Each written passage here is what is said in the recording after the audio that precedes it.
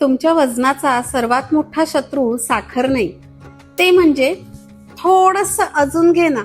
लग्नाला गेलो, अहो एवढंच, अजून घ्या ना. घरी मी इतकं प्रेमाने बनवलंय, अजून थोडस खा ना. नातेवाईकात गेलो, आज खाल्लं तर काय होतंय.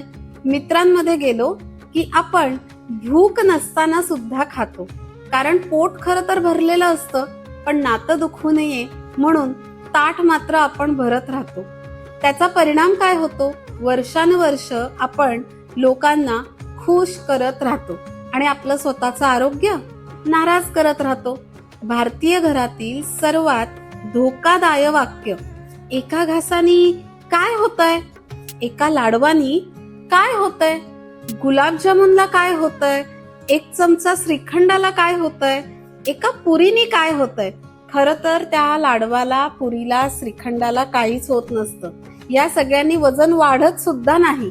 पण रोजच एका घासाने काय होतंय असं म्हटलं तर तो आपला पॅटर्न बनत जातो आणि मग आपण भुकेसाठी नाही खात, आपण आग्रहासाठी खातो. पोटासाठी नाही खात, आपण लोकांसाठी खातो. जर तुम्ही सुद्धा असंच प्रेम आणि आग्रह यात अडकला असाल तर थोडासा विचार करण्याची गरज आहे. तुमच्या वजन वाढीच्या मागे नेहमीच जास्त खाणं हे कारण नसतं. कधी कधी नाही न म्हणता येणं हे सुद्धा कारण असू शकतं.